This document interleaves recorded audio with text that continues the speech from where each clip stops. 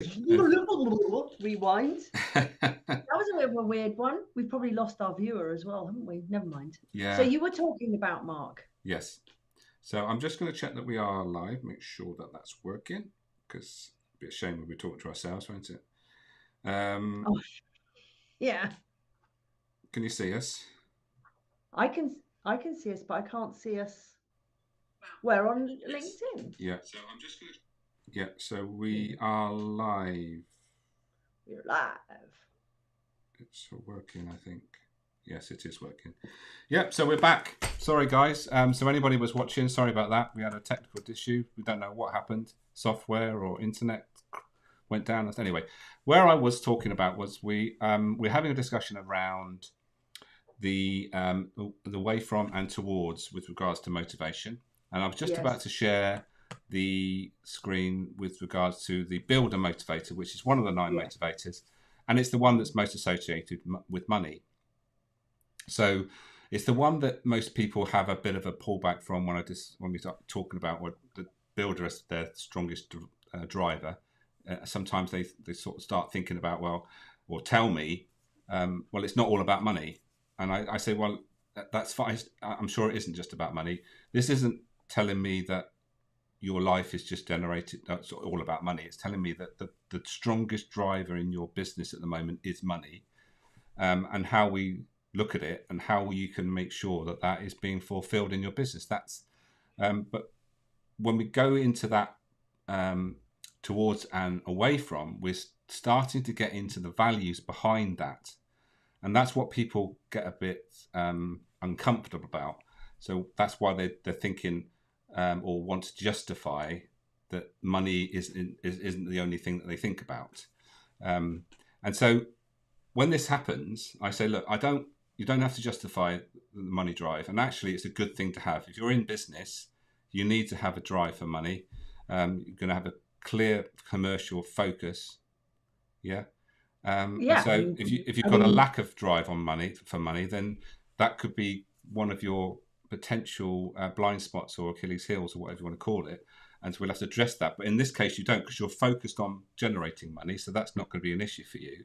So let's make sure you make the most of that, and the success that will come from focusing on the commercial side of your business. So turning it into a positive, but not really wanting to get into that conversation. I don't want to delve into that conversation about why too soon, because it's not really relevant. Does that make sense? Yeah. Yeah, it is. It does make sense. I mean, I suppose from my point of view, I'd be thinking that it's really relevant. Yeah. Well, it's irrelevant to their actions and what they're taking. The actions they're taking, it's all leads on to that and or comes from that. So the things that they do. So when we're thinking about something, if the first thing we think about with an opportunity is how much money we can make, that's fine, because we can commercially be very savvy around that. If it's the thing that's least important to us, then it's the thing that's least on our checklist to us as to what we want to get from this opportunity. Does that make sense? It does, yeah. It does make sense. Yeah. I think yes, it is. It is interesting. It is interesting. But how important? I do wish though that people would be a little more courageous in owning their desire for money.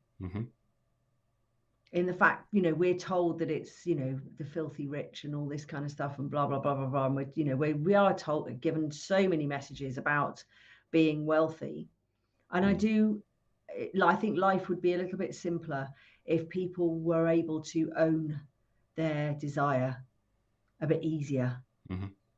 I mean, people are very, very, very happy to announce on January the 1st, this is the year when I'm going to reach tip top fitness and health. But, you could go in and you go, I am seriously healthy and fit. Finally, after all this time, I've done it, right? You would never do that about money, would you? No. People would just think you're simply weird. Yeah, But I mean, we don't like people showing off, do we? That they've got lots of material things. There's something about that people tend to not like. well, it usually comes probably from a base of jealousy, right? It's you're instead of just being it's like the same thing. If you see somebody, again, if you see somebody who goes on a diet, or a friend of yours starts on a health kick, you're the first person down. Well, you may well be the first person down the line who's going to go on, have a cake, go on, trying to sabotage their progress. Yeah, yeah. And that's what we do. And it comes from we are reflecting their success back on us and feeling inadequate in ourselves.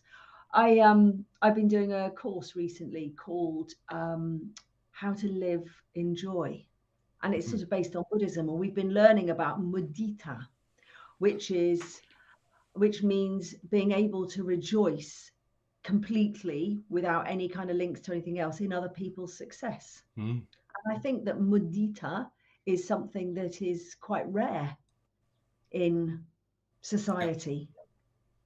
For anything, whether it be wealth, health, wealth, relationships, anything, we tend to, somebody goes, I'm going on a cruise in April.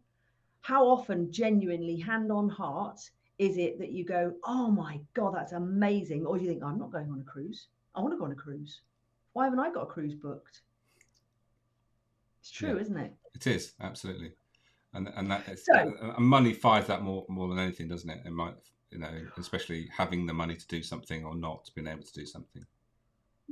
But yet, the cold light of day is that a huge percentage of us, when we have done that, they've got it, do absolutely sweet Fanny Adams or very little to do anything about it. I mean, the number of times that you see people flicking through the pages of Hello magazine, looking at the celebrity lifestyles and, maybe just pointing out a wrinkle on the back of someone's knee or something. Oh, well, they've got a wrinkle on the back of their knee, or having that sort of those jealousy vibes going in, and then not doing anything to change the situation for yourself without question. Because I know that it's very difficult sometimes to change that motivation to actually want to do that, which brings us back to our towards and our away from. And you said something at the beginning that I wanted to pick up with you. Is that you said about the guy who seemed to be obsessed about money and how others perceived him, how his employees perceived him, etc. I think one of the really, really, really important things when it comes to money, when it comes to anything really, and change, is to understand what your identity is of yourself in that particular thing. How do you perceive yourself? How do you see your identity? How do you identify with health, with wealth, etc.? Because if you're going to be conscious and awareness of what's a trait that might not be particularly attractive, like a open shut safe scenario like you were talking about, I think you really do have to become aware of where you are at the moment, because if not, you'll just try to do new things and then you'll just get snapped back with an elastic band to where you were beforehand. It comes down to that be do have we've spoken about before.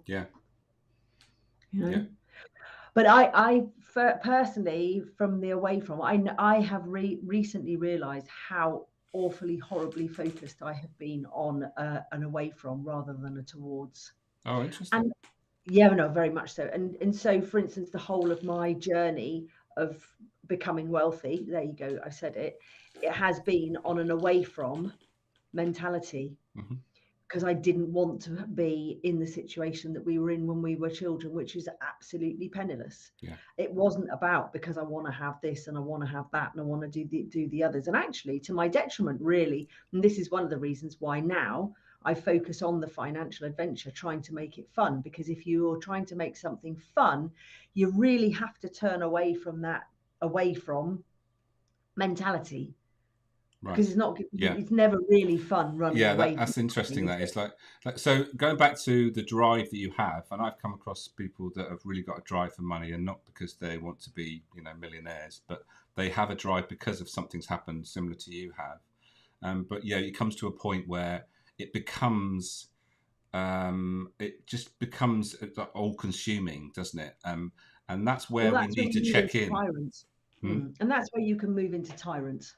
Yeah. So we talked about the money types before. Yeah. It's okay. So you can be, let's victim. Oh, poor me. Here I am, not really doing anything about it. I want to move away from there. Let's say we do it from an away from motivation. So we go to warrior, going, oh, well, I don't want to go back there. I don't want to be back there anymore. And then if we start to then go towards, we go towards magicianship, which is, hey, everything flows, everything's brilliant. But what you also need to be careful of is you can go from warrior, where that fear embeds even harder, and then you get into tyrant, where you become secretive, controlling, manipulative when it comes to money. Right. We generally link it with a fear of never having enough, that there's always got to be more. Yeah. However, it can be quite subtle. So it can, with the controlling of it. Well, if I give them a budget for a coffee budget of £40 a month, I can know that they're not going to spend, that's my control over it, which sort of sounds probably quite reasonable in the workplace. But when it comes into home, we're going, well, my partner tends to spend a lot on lottery tickets, so I'm going to give them a budget of £8 a month. That's one lottery ticket a week. That's a form of control through fear. So it's really what the basis of it is. And if you're going from an away from mentality, it's going to be based in fear. Yeah, it's not wanting to experience whatever it is that's happened to you in the past. That's right. So reoccurrence is your focus. It's not allowing that to happen again, rather than going towards something that you want. And the more you talk about or think about, and I've read a lot about this recently, about the towards thing. It's and what you said is interesting. What you've admitted to being more of an away from, but now you're trying to be more towards, so that you can have joy and have a positive experience. Because when you think about, you're trying to avoid something all the time, it's almost like being chased, and it never really feels comfortable, does it? And you're always trying to avoid what's going to catch you up at some point. So you're never going to feel comfortable in that position. So changing that, you won't feel comfortable, except if it's so strong that it keeps you within your comfort zone. Yeah. So for instance, if you've got to a place whereby you've sort of it's at a safe enough distance what you're running away from. So so for instance, take it with money. So you have a motivation to not be poor. You get to a point where you've got a certain amount of money, and there the motivation can die, because you're okay, you're out of the danger sort of step, but you're in this thing of like, well, but we still can't really do that. We still can't do that. But to actually then suddenly go, well, hang on a minute. If I've achieved this, why can't I achieve that by doing it a towards? And that's where the mindset shift needs to come in, because you're no longer running away from, because you're at a safe distance. Yeah. You're in a sort of like, you're sitting in your own poo sort of thing, because you're sort of there. You've got glass ceilings all around you. You're in your little glass box. But then you've got to break out of that to try and do it a towards one. And then obviously you've got all the challenges of when you go for a towards motivation. Life, you have to keep yourself accountable, right? Yeah. Whereas running away seems sort of easier. But also our brains actually don't compute negative stuff. So if you keep thinking to yourself, I don't want something, it tends to find more of that for you. So this is where we can use our reticular activation system. I'm not really going to that system, RAS, look it up. Yeah.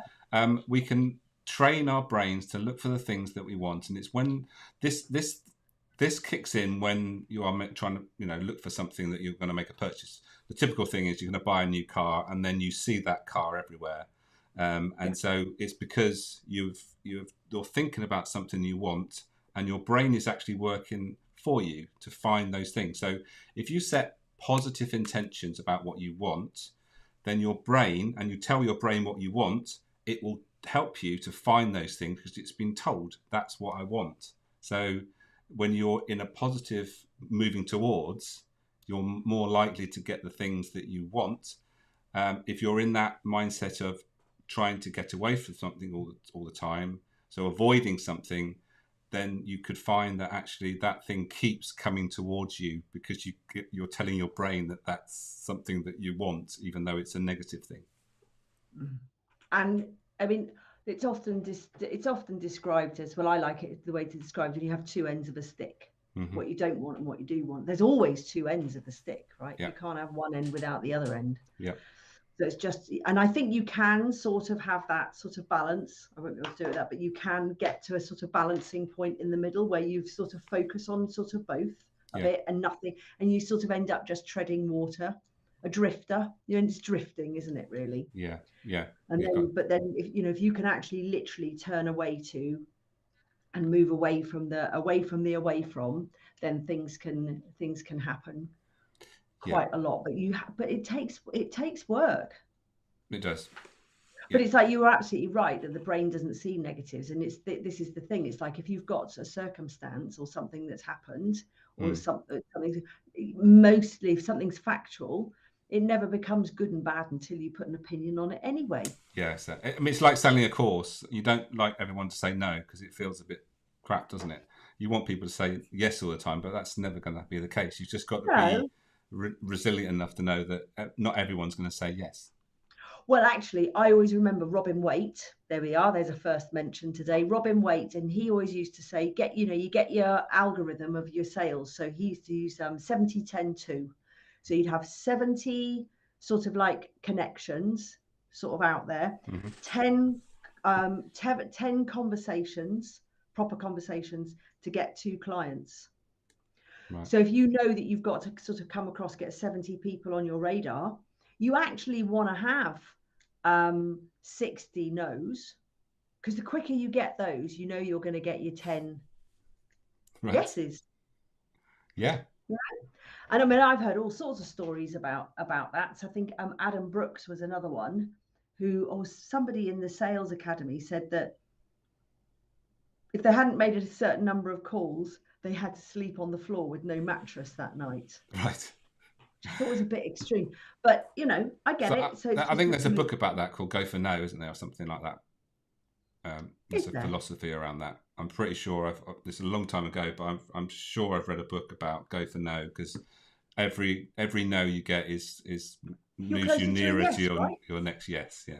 So, yeah. It's just getting out there to people, and you never know, the person that said no might go down to the pub and might have a conversation with somebody. I had a nice chat with Mark today. What a lovely chap he is. Of course, wasn't for me, but it might be for you. Exactly. Yeah. So you just don't know, do you? Exactly. No, you never know. You never know. We've run out of time again, unfortunately. Sorry for those that have joined. Hopefully, you'll catch up with this because we had a bit of a technical issue. We don't know what happened. We don't know what happened. We just lost our stream, so we had to restart. And this has probably got the we'll need to sort of bolt these two together, the two parts, which we'll do with the magic of technology. When you say we. Well, I will then, yeah. I will. And if you want to get this all in one go, then you can catch it either on my website or on Fanny's website. Did you put them on your website or on your YouTube, by the way? Not on my website, but I've put one on YouTube. I've been meaning to do one per week because apparently that's what YouTube likes. And I need to remember to do that, actually. Thank you for the reminder. Yeah, so you can catch... I'm going to put the links underneath for both my webinar and my course, if you don't mind. Definitely. And that's good. Do that. Check that out. So this has been really good. I've really enjoyed our chat today. Unfortunately, it was broken up a little bit by our technology, but you've got to accept these things. It's not the end of the world. We survived. We're to carry on, and we'll hear hopefully for another time in the future. So thank you, Fanny, for today's discussion. Always a pleasure. Great to talk about, obviously, motivation and money all the time. If you catch this on the replay, then leave some comments, ask some questions, and it will be great. We'd really enjoy answering those questions. And you can catch the previous episodes on my website, which is the reluctantleader.academy.